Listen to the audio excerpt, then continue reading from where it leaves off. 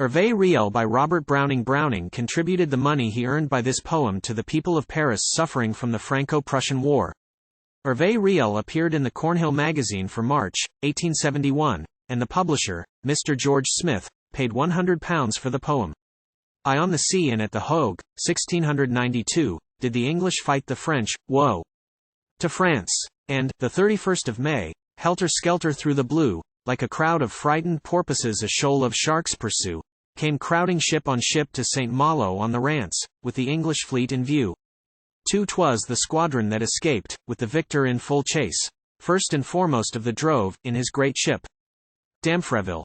Close on him fled, great and small, 22 good ships in all, and they signaled to the place, help the winners of a race. Get us guidance, give us harbor, take us quick, or, quicker still, here's the English can and will. 3 Then the pilots of the place put out brisk and leapt on board. Why, what hope or chance have ships like these to pass? Laughed they.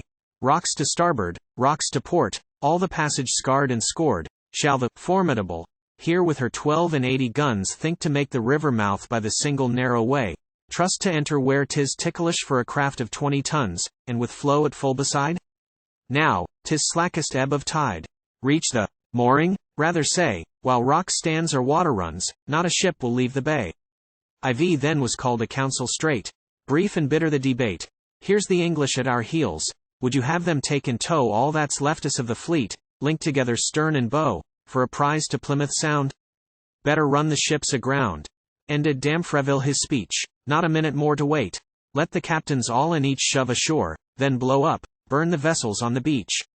France must undergo her fate. Give the word.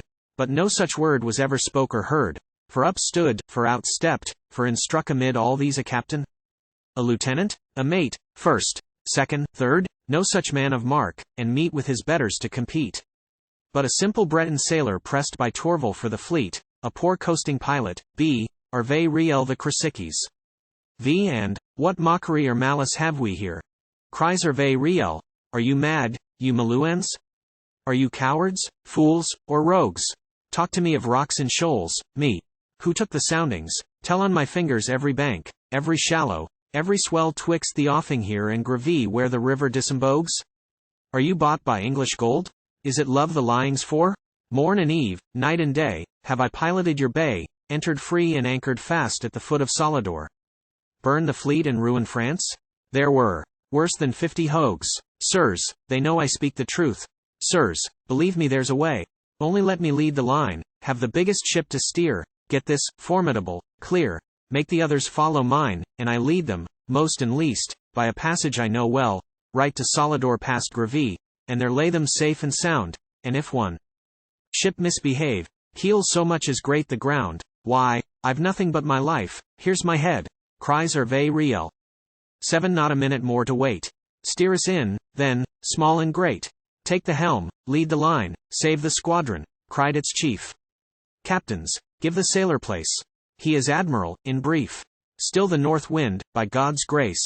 See the noble fellow's face as the big ship, with a bound, clears the entry like a hound, keeps the passage as its inch of way where the wide seas profound. See, safe through shoal and rock, how they follow in a flock, not a ship that misbehaves, not a keel that grates the ground, not a spar that comes to grief. The peril, see, is past, all are harbored to the last, and just as Hervé Riel hollas, anchor, sure as fate, up the English come, too late. 8 So, the storm subsides to calm. They see the green trees wave on the heights o'erlooking Greville. Hearts that bled are staunched with balm, just our rapture to enhance, let the English rake the bay, gnash their teeth and glare. Askance as they cannonade away, 'neath rampired Solidor pleasant riding on the Rance. How hope succeeds despair on each captain's countenance. Outburst all with one accord, this is paradise for hell. Let France's king thank the man that did the thing. What a shout, and all one word, Hervé Riel, as he stepped in front. Once more, not a symptom of surprise in the frank blue Breton eyes, just the same man as before. Ix then said Damfreville, my friend, I must speak out at the end, though I find the speaking hard. Praise is deeper than the lips. You have saved the king his ships, you must name your own reward. Faith, our sun was near eclipse. Demand we tear you will, France remains your debtor still. Ask to heart's content and have. Or my name's not Damfreville. Then a beam of fun outbroke on the bearded mouth that spoke, as the honest heart laughed through those frank eyes of Breton blue. Since I needs must say my say, since on board the duty's done, and from Malo roads to Croisic Point, what is it but a run? Since 'tis ask and have, I may, since the others go ashore, come. A good whole holiday, leave to go and see my wife, whom I call the Belle Aurore.